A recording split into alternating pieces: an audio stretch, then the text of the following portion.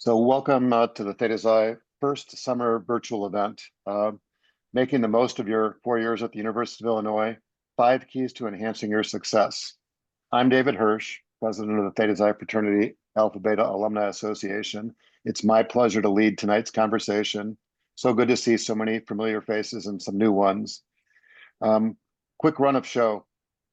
I'm going to make a brief self-introduction. We'll go through our 5 keys to ensure your success. We'll talk briefly at the end about why join a fraternity, why Theta Xi 2.0. We'll field some questions if there are any, and then we'll do a quick wrap up. So by brief way of introduction, I'm a Chicago area native. My wife and I have been married for 42 years. We have 5 adult children. I'm a 1982 UIUC grad. I took an accounting degree. I also have an MBA from Northwestern University. From a career standpoint, I went to work for Price Waterhouse as an auditor, then a tax accountant, only about 3 years. And then some 40 years ago, right, literally in 1985, I switched careers and went into the world of financial services. And I've been a wealth manager all the whole time. 23 years at what today would be Smith Barney before it became Morgan Stanley, 8 years at Credit Suisse, and then I moved my team one more time about 9 years ago to UBS Financial Services. On a personal basis, I'm not an athlete, but I consider myself athletic. I've done a couple of Ironmans, across the country on my bike 4 times, tried an ultramarathon. It didn't go very well. I tapped out at 85 miles. But beyond work and family, I would say that community service is one of my hallmarks. And I'm not patting myself on the back, but most people know me as one of the country's most outspoken advocates for father involvement. I founded 2 not-for-profits, the local one in 1997, Illinois Fatherhood Initiative, and then more recently, about 10 years ago, the 21st Century Dads Foundation. The signature program of that organization is something called the Special Fathers Network, a dad-to-dad mentoring program for fathers raising children with special needs. I've written 6 books. I've given a TEDx talk. I host a weekly podcast. We're coming up to episode 400. It's called the SFN Dad to Dad podcast. I credit Theta Xi with a lot of the leadership, early on leadership experiences and nurturing my passion for community service. So briefly, I pledged as a senior in high school. You can't do that anymore for logical reasons. I was elected president at the end of my sophomore year, and I served as philanthropy chair the second semester junior year. We actually did a pole sitting marathon. I might get into a little bit more detail, but I'll just mention that it was 168 hours, a 30-foot pole, and it was planted behind the auditorium. So very centrally located on campus. It was so much fun. I also had the opportunity to serve on the Grand Lodge, which is Theta Xi's national board. As an undergrad, I was one of the 2 undergrads on the Grand Lodge. Subsequently, after I graduated, I've served as treasurer of the Alpha Beta Alumni Association for about decades ago. And I also was reelected to the Grand Lodge. I was the organization's first national community service project chairman. And during my tenure, this goes back 30 years ago, was when we inaugurated our relationship with Habitat for Humanity that's been going on for 30 plus years. There's more, but I hope that gives you a flavor for some of my credentials and why I'm qualified to share some thoughts with you this evening. So this talk about making the most of your 4 years at the University of Illinois and the 5 keys to your success is something I've been giving for about 20 years. And I think I mentioned earlier, my wife and I have 5 adult children, each of which went to college for 4 years, no more. So they graduated on time. And between the 5 of them, they have 4 advanced degrees. And I'll just to give you a brief run by so you have a sense for what their situation was. So our oldest son, Dave, graduated from Elon University with a degree in finance. And for the last 13 years, he's worked for Reyes Holdings, the 16th largest privately held business in the US. Our daughter, Amanda, our oldest daughter, graduated from Vanderbilt with a degree in chemistry. She's the 4th year radiologist and was just recently accepted into a fellowship program at Stanford. So she's going to be in Stanford next year. Our daughter Emily, our second oldest daughter, went to Pepperdine undergrad. She has two master's degrees, one from the London School of Economics and one from USC, Southern California. Now she lives in the Cayman Islands. Our younger son, Charlie, also went to Vanderbilt, took an engineering degree, and has worked for Protiviti as a business consultant the last 7 years in Chicago. And then the baby, our daughter Adeline, graduated from IU. Yes, I'm a Hoosier dad. Didn't see it coming. I never thought I'd ever be anything other than a Illini dad, but it was a good experience for her. She took a degree in finance, works for IBM, and she's on the international team. So most of her work is in Europe. And she's been talking about moving to Australia for, oh, I don't know, 6 or 9 months now. So it might actually happen. So what I'm going to share with you worked for them and dozens of others. So I'm hoping you might take notes or at least pay attention. So what your parents want you to do is to get good grades, graduate in 4 years, and get a job, right? I think that's pretty much the understanding that most people have. And I'm going to start with the assumption that you're just going to get good grades, right? We're not going to talk about that being one of the 5 keys to success, right? We're just going to start with that as a starting point. So I think the goal is to get a well-rounded experience, not just somebody who went to school and got good grades, right? Oh, look, I'm a straight A student. Employers aren't looking for somebody who's just a student, somebody who just did well. They're looking for somebody who's well-rounded. So I'm hoping what we're talking about tonight is how to make sure that you have a well-rounded experience. So key number one is to take on leadership roles. Leaders are not born, they're developed, right? So no matter what you did or didn't do in high school, and by the way, I was certainly not a leader in high school. I wasn't even a good student in high school, to be honest, right?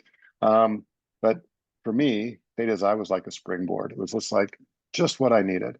Opportunities to get involved, take on leadership roles, get involved in community service, etc.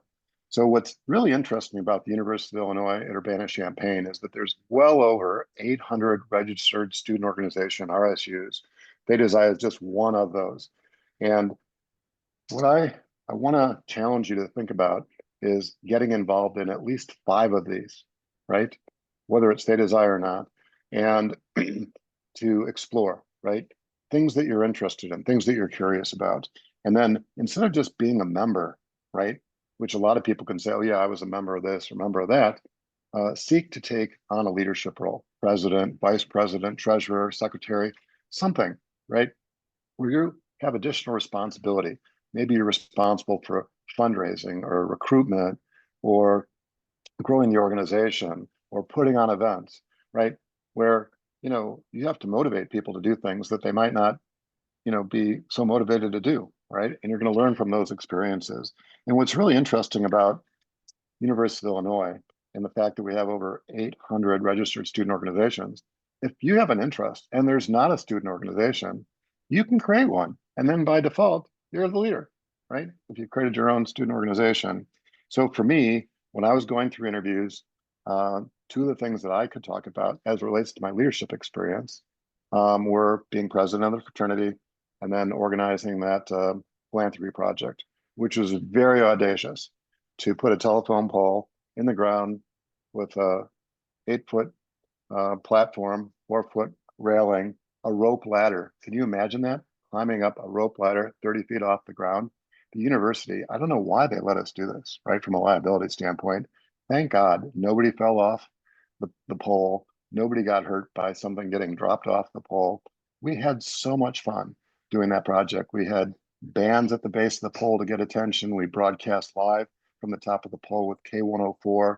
We had a old-fashioned VW car stuffing contest. We just did all these different things to raise awareness and raise some money. And it seemed like we raised a gazillion dollars. Looking back on it, it was only $9,000, but we got corporate sponsorships and we got the community to embrace what it was that we were doing. So that gave me something to talk about, not something minor to talk about, but something substantial to talk about. That's what I'm asking you to do, is think about taking on a leadership role, not just being involved in an organization or 2. So number 2, volunteer. I'm thinking community service. There's a number of different volunteer opportunities. One of the reasons it's important is that and maybe we just take this for granted, but going to a 4-year college or university like University of Illinois is really a privilege. Very small percentage of the population has an opportunity to do what I did, what you're embarking on. And it's not lost on me that there are so many needs in society, um, unmet needs, poor people, children, disabled, the elderly, housing, um, animal causes, the environment, the list goes on and on. As I'd mentioned, Theta Psi National Fraternity has had a partnership with Habitat for Humanity um, on a national basis, not just locally. There are opportunities for our fraternity brothers to get involved with Habitat for Humanity. And we're talking about all but scheduled something for the spring semester to go to Alabama on an alternative spring break. Um, so as it relates to volunteering, um, if I'm an employer and I'm looking at, somebody who's graduating, and this is an important issue, um, I don't want to see somebody that just like volunteered one semester, right? They put Habitat for Humanity on their resume. I want to see somebody who's been involved with the same organization all 4 years. Or maybe you take the other approach, like you don't know what your interests or your passion are, and you sign up every semester for a different volunteer organization or something in between, right? I just want to encourage you to think beyond yourself, right? Because that's what message you're conveying when you're going through those interviews is that I took time out of my busy schedule in addition to getting good grades and these other things that, I've been involved with. I wanted to give back, right? I understand the importance of giving back. So for me, it was that pole sitting marathon, right? Which I shared some details with you previously. So the next thing, the third thing is to do a study abroad. And this is probably the most difficult one for people for a variety of different reasons. And what I mean by that is that in some cases it costs extra money, right? And if your mom and dad didn't do study abroad, they're probably thinking, hey, why would I fork over the money for you to do something like that? It seems like a luxury, like almost a vacation, right? To be able to be in college and take a semester, or in some cases, like a year abroad. Um, and every school is a little bit different. You have to, at University of Illinois, you have to seek out study abroad opportunities. They're not coming to you. So just by brief way of reference, our son Dave went to South Africa. Our daughter Amanda went to Honduras. Our daughter Emily, who spoke in high school, rather fluent Spanish as well as Mandarin, did 2 studies abroad. Her entire sophomore year, she went to Shanghai in the fall, and then she went to Buenos Aires in the spring. Our son Charlie went to London, and our daughter Addie went to Italy.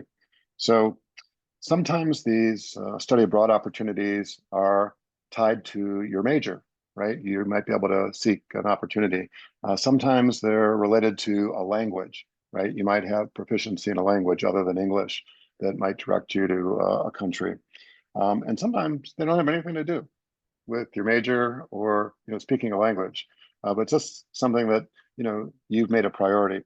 And if you go with somebody like a classmate or buddy from high school, somebody from the fraternity for that matter, it makes it a little bit more interesting to have that shared experience.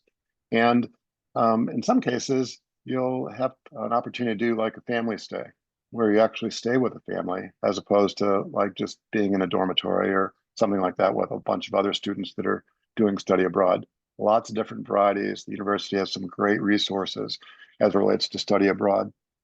So you need to be thinking far in advance, not like 3 to 6 months far in advance, like a year, 2 years, right? You need to be like thinking, what classes would I be able to take while I'm doing my study abroad?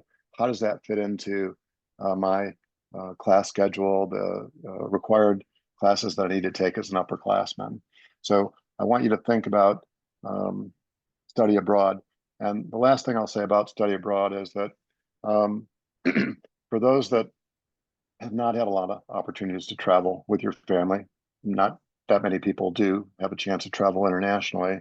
Um, it gives you a perspective that you might not otherwise have about what it's like to be an American.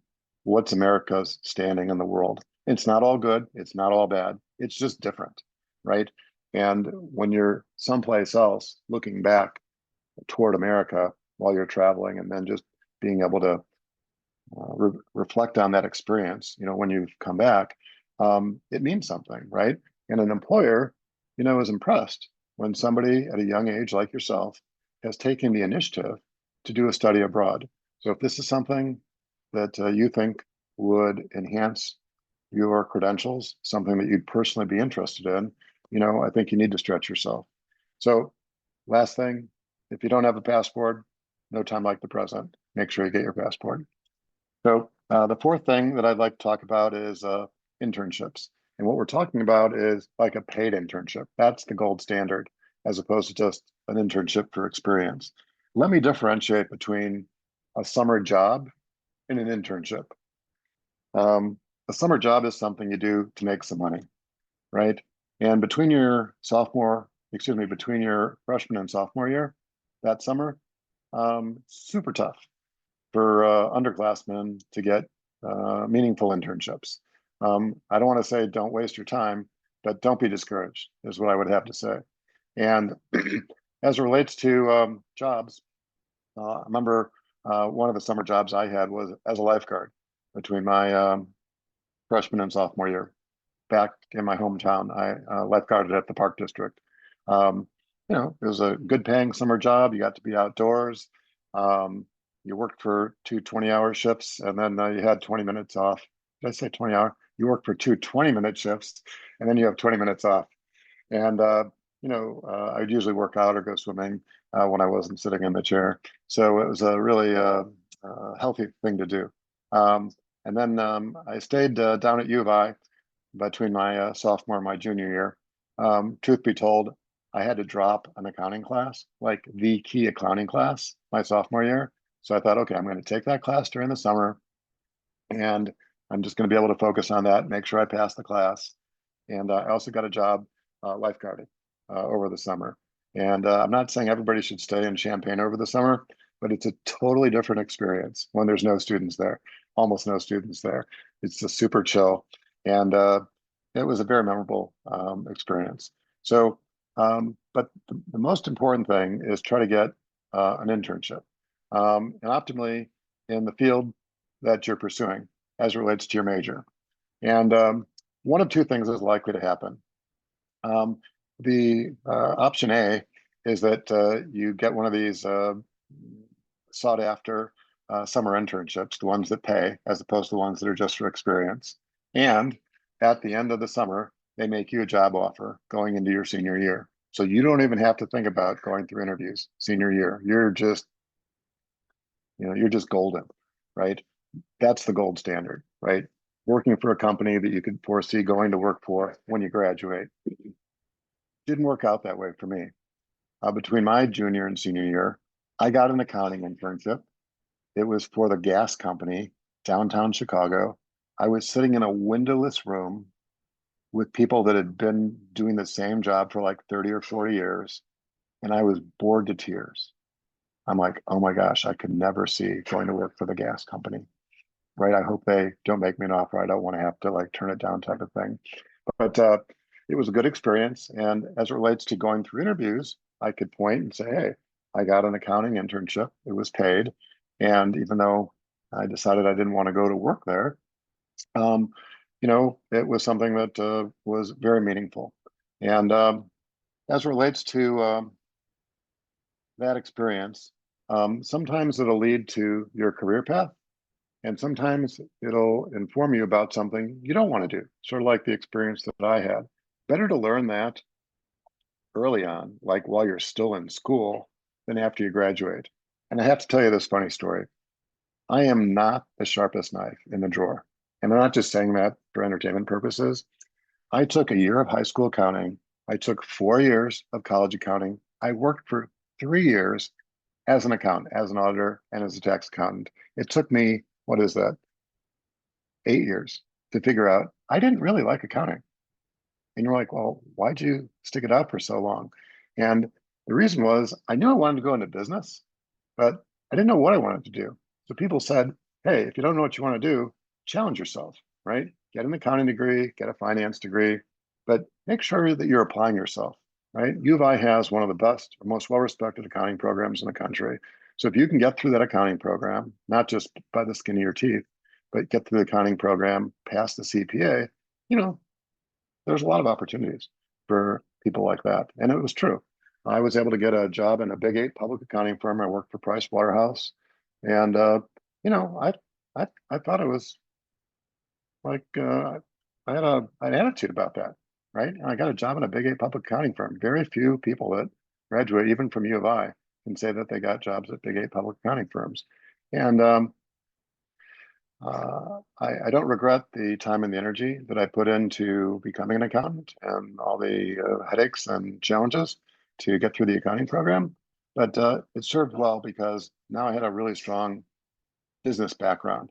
You know, I understand balance sheets and income statements. I had an opportunity to prepare tax returns for individuals, for trusts, for corporations, right? So you can take that knowledge and go anywhere with that. So anyway, um, internships are super important. Um, and sometimes the best way to get your foot in the door is through networking. And I know one of the things that Theta Xi and the other fraternities are good at is networking, right? You've got this big group of alumni. In our case, we have about 1,500 living alumni. Um, Theta Xi from University of Illinois alumni. So they're not all actively involved, but there are dozens and dozens, maybe a few hundred of us that are certainly willing to give our undergraduate brothers the time of day. And that's a great way to get plugged in. So the last thing I want to say as it relates to the five keys, and this is not one that's really well known. I was unaware of this when I was a student. I learned about this when our oldest went off to college. I think I mentioned he went to Elon University. And at the convocation, this is the first day while the parents are still there, you know, president of the university um, addresses the incoming freshman class and the parents. And by the way, this whole presentation, the five keys, this was the presentation that I heard when my oldest son went off to college. And I thought, wow, every young person should hear this message about the five things, in addition to getting good grades, that everybody should do. So I just want to give attribution to the president of Elon University. Can't remember his name. I think it was Leo something. But there's a number of reasons why this is an important key, and it really differentiates you from the other students who might be going through interviews. Again, thinking backwards, I'm sitting there going through interviews. I'm trying to distinguish myself. Let's just assume everybody has good grades. Everybody's been in leadership opportunities and volunteered and done all these other things. Um, you want to reach out to a professor and ask for a research project.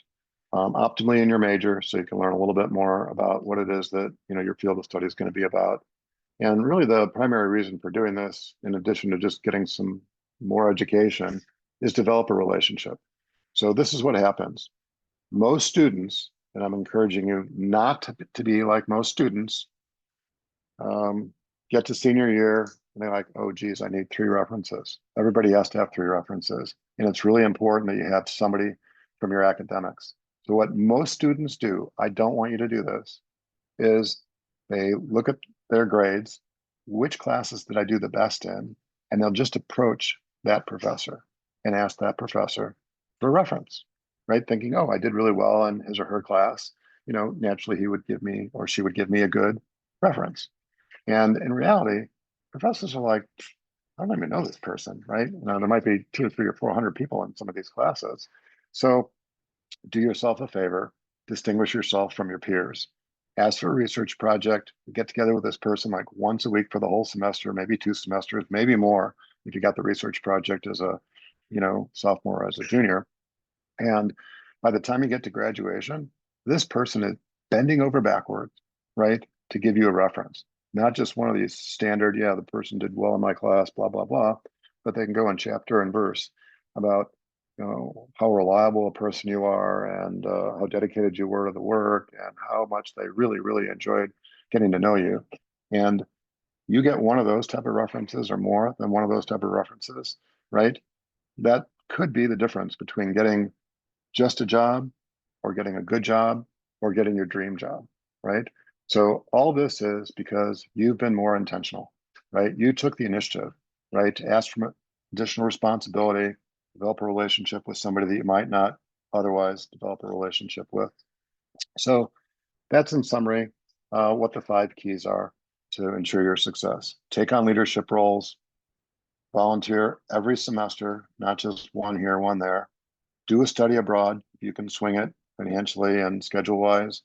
Secure at least one paid internship and do a research project with a professor. So I want to touch briefly on what most fraternities offer. They offer brotherhood and lifelong friendships, professional networking and internship and jobs, opportunities for personal growth, and enhanced social life. Theta Xi is just like all the other fraternities, right? We've been doing this for 103 years at the University of Illinois. We've been around for 160 years, 161 years, I guess it is. We were founded in New York in 1864. And well, what's going on with Theta Xi is that we've just launched something called Theta Xi 2.0. And I think there is a big difference between what Theta Xi has to offer today for the incoming class of 2029, is that we're looking for 25 men who want to be founding brothers, right? We're in a position to offer each of them scholarship opportunities. These are not like full ride scholarship opportunities. I just want to be clear, but respectable scholarships so that it'll defer some of your costs. Maybe it just helps you pay for your books. And most importantly, there's immediate access to leadership opportunities. And what I mean by that is that starting with your second semester freshman year, you'll have the opportunity to be elected president, vice president, treasurer, secretary, philanthropy chair, et cetera, right away. I think that really helps distinguish Theta Xi from some of the other fraternities. We're not better. I'm just saying that there's a different opportunity at Theta Xi. And what that translates into is an opportunity to shape the chapter's culture going forward immediately. And then the last thing I'll say, and some of you might know that we decided to sell our chapter house. Big decision. Like I said, we've been at the university for over 100 years. And the trend is for smaller houses. We had the largest house on campus, slept 88 people. And what was an asset when we first rebuilt that house 18, 19 years ago became a liability. So we made a financial decision. We sold the house, and our incoming freshman class, the class of 2029, is going to be living on a Green Street apartment, modern apartment living. And that's what students are telling us that they're more interested in, is being a member of a fraternity like Theta Xi, but also having the creature comforts that go along with being in a modern apartment, pool, fitness center, modern accoutrements. That's nothing against all the other fraternities having these older, more seasoned living facilities. Maybe that's what you're interested in. I don't know. But I just wanted to emphasize, what does it mean to be founding brother for the class of 2029 with Theta Xi? So I'm happy to take some questions if there are questions. We can open it up.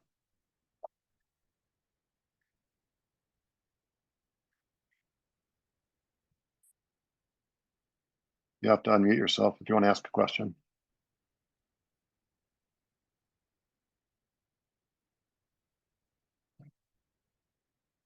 Okay, if there's no questions, let me just say thank you for taking the time to be involved with today's presentation. I'm hoping that you'll each take something away, if not more than one something away from the experience. And as it relates to the summer event schedule, this was the first of our 2 virtual events. The next event is on July 24th, featuring Larry Kaufman, how to use LinkedIn and build relationships, and not only during, but after college, that'll be transformative to your career. And Larry's a good friend of Theta Xi. He spoke at our speakers event in the spring earlier this year, and backed by popular demand, he's going to be sharing his thoughts with a group over the summer in a virtual way, as opposed to the face-to-face way he did it at our spring speaker series. And I think we can make this commitment for everybody who attends the July 24th event, the virtual event. We're going to send a complimentary copy of this book, The NCG Factor, which is a best-selling book that still enjoys good sales like 4 or 5 years later. And there's a barbecue bags tournament that we're holding on August 3rd. It's in the northwest suburbs, and you're welcome to sign up. You can go to the thetazi-ab.org website for additional information on the events that I made reference to and some others that are by invitation only. So I just want to say thank you again for participating in today's event, and we hope to see you down the road.